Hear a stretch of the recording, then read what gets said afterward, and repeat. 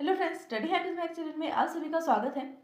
Last video में हम topic कर रहे थे रूल बेस्ड एक्सपर्ट सिस्टम, जिसके अंदर हमने ये देखा था कि रूल बेस्ड एक्सपर्ट सिस्टम क्या होता है, कैसे काम करता है और एक उसका एग्जांपल जिसके अंदर हमने रूल डिस्कस किया था अबाउट द कार। ना अब हम करेंगे जो आज का टॉपिक रहेगा वो होगा approaches of an expert system by rule based. जो रूल बेस्ड एक्सपर्ट सिस्टम जो होते हैं उनकी कौन सी अप्रोचेस होती हैं और कौन कौन से अप्रोचेस वो फॉलो करते हैं। Forward चेनिंग and backward चेनिंग। फॉरवर्ड चेनिंग को हम क्या बोलते हैं? जो फॉरवर्ड की तरफ जाए, मीन्स इनिशियल स्टेज से गोल स्टेज की तरफ मूव करे। और बैकवर्ड चेनिंग क्या होती है? बैकवर्ड चेनिंग मीन्स जो बैकवर्ड की तरफ मूव करे। बैकवर्ड कैसे? गोल से इनिशियल स्टेज की तरफ आए कि स्टार्टिंग पोजीशन क्या आती, फाइनल स्टेज पर वो है, वो स्टार्टिंग पोजीशन पर आएगा। तो सबसे फर्स्ट करते हैं बैकवर्ड चेनिंग, जिसको हम गोल ड्रिवन अप्रोच भी बोलते हैं। The process of influencing that starts with a list of goal. ये प्रोसेस किस तरह से स्टार्ट होता है? बैकवर्ड चेनिंग का। The process of influencing that the start with a list of goal, जहां पर गोल की लिस्ट होती है कि ये हमारे पर्टिकुलर गोल हैं, and work backward to see if there data will be allow it to conclude with any of the goal is called the backward chaining. अगर जितने भी हमारे पास गोल की लिस्ट है उसके अंदर से हम ये जाकर चेक करते हैं बैकवर्ड की तरफ कि क्या ये सॉल्यूशन अलाउ होगा इस प्रॉब्लम के लिए, ये वाला सॉल्यूशन चल जाएगा, ये सॉल्यूशन चल जाएगा। इस तरह से हम चेक करते हैं कौन सा सॉल्यूशन जो है वो सही तरह से वर्क करेगा उस पर्टिकुलर प्रॉब्लम के लिए। प्रॉब्लम के लिए कौन सा सॉल्यूशन वर्क करेगा अब हमें वो पता लग गया, तो उससे क्या होगा, उस एक के अकॉर्डिंग हम ये चेक करेंगे कि फर्स्ट स्टेज क्या था, कौन से स्टेज को, ये कौन से वाले ऐसी सॉल्यूशन स्टेज है जिसको हम यूज कर सकते हैं इस प्रॉब्लम के लिए। मतलब सॉल्यूशन तो हमें पता है कि ये सॉल्यूशन भी हो सकता है, वो भी हो सकता है, ये भी हो सकता है, सब सॉल्यूशन हमें पता है, बट प्रॉब्लम क्या है, कौन सा सॉल्यूशन बेस्ट है, कौन सा यूज करना ही करना चाहिए हमें, उसको जानने के लिए हम बैकवर्ड चेनिंग का यूज करते हैं। बैकवर्ड की तरफ जाते हैं और ये देखते हैं कि ये पर्टिकुलर सॉल्यूशन चल जाएगा, नहीं चलेगा तो सेकंड वाले पे जाएंगे, सेकंड वाला चेक करेंगे, फिर उसको रॉन्ग करके थर्ड वाला चेक करेंगे। ठीक है, जिससे क्या होगा, ये पता लगेगा कि ये एक जो हम जिस स्टेज पर खड़े हैं, जो हम सोच रहे हैं कि इसका गो स्टेज हो सकता है, कि क्या ये सच में इसका गो स्टेज बनेगा या नहीं बनेगा। प्रॉब्लम के ऊपर डिपेंड करता है कि उसका सॉल्यूशन क्या निकलेगा, right. An inference engine using the backward chaining would search the inference rule until it find one which has then clause that watches a desirable goal. ये क्या कह रहे हैं आप? जो इन्फ्रेंस इंजन होता है, हमने देखा था ना कि जब हम कंपोनेंट्स ऑफ एक्सपर्ट सिस्टम पढ़ रहे थे तो उसके अंदर 3 टाइप्स के कंपोनेंट्स थे। कौन कौन से थे? एक तो नॉलेज बेस, इन्फ्रेंस इंजन और यूजर इंटरफेस, राइट। जिसके अंदर से हमने देखा था कि इन्फ्रेंस इंजन क्या होता है। Inference engine means knowledge base में तो नॉलेज होती है, उस नॉलेज को कब और कहाँ पर यूज करना है, वो यूज करने का, वो सब डिटेल देने का, डिस्क्रिप्शन देने का काम किसका होता है? इन्फ्रेंस इंजन का। तो वो ये कह रहा है कि an inference engine is using the backward chaining. जो इन्फ्रेंस इंजन होता है वही इस बैकवर्ड चेनिंग का यूज भी करता है। वो search the inference rule, inference rules को सर्च करने के लिए कि इस पर्टिकुलर प्रॉब्लम से रिलेटेड या सॉल्यूशन से रिलेटेड कौन कौन से रूल्स वो ड्राइव कर सकता है, क्योंकि गोल ड्रिवन अप्रोच है। गोल हमें पता है, यहाँ पर हम ये चेक करेंगे कौन सा गोल जो है इस प्रॉब्लम के लिए फिट रहेगा, राइट। इन्फ्रेंस रूल्स अंटिल, कब तक ये सर्च करता रहेगा इन्फ्रेंस रूल को बैकवर्ड चेनिंग के through? Until it find which one has then and close, जब तक उसको इफ देन एल्स वाली कंडीशन में जो क्लोजेस हम यूज कर रहे हैं, इफ अगर ये कंडीशन होगी देन ये वाला स्टेटमेंट ट्रू होना चाहिए। रूल्स बनाने के लिए रूल कैसे बनता है, अगर ये कंडीशन है देन ये वाला रूल जो है वो अप्लाई होगा।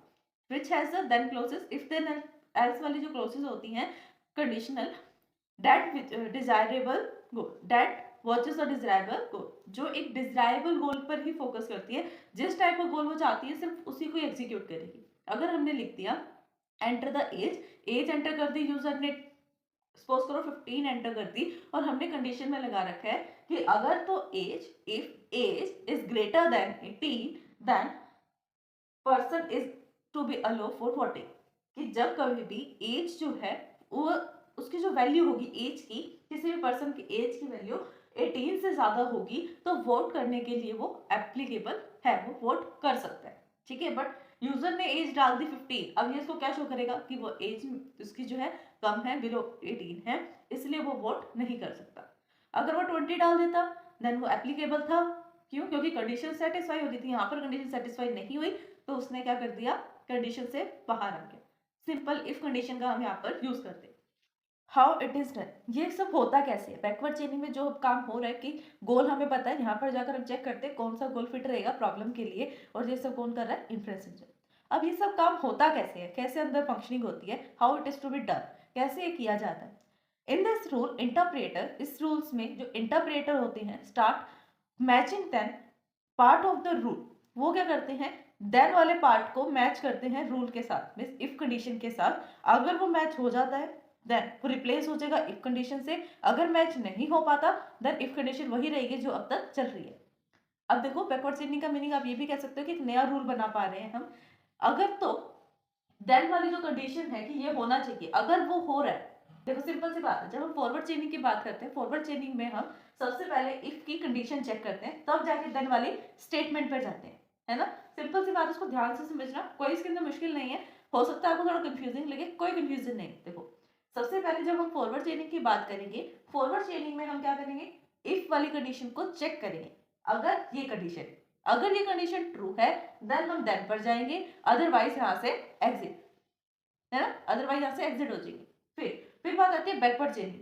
बैकवर्ड चेनिंग में हम क्या करते हैं, बैकवर्ड चेनिंग में हम अपोजिट की तरफ मूव करते हैं, अप की तरफ।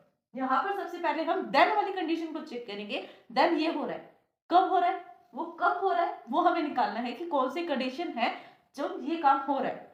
तो यहाँ पर हम कंडीशन को सर्च कर रहे हैं, कौन सी ऐसी कंडीशन ट्रू हो गई थी जिससे ये वाला काम आ गया, ये सॉल्यूशन निकला है ना। तो यहाँ पर हम देन को चेक करेंगे और इफ वाली कंडीशन को फाइंड आउट करेंगे। सिंपल था ना।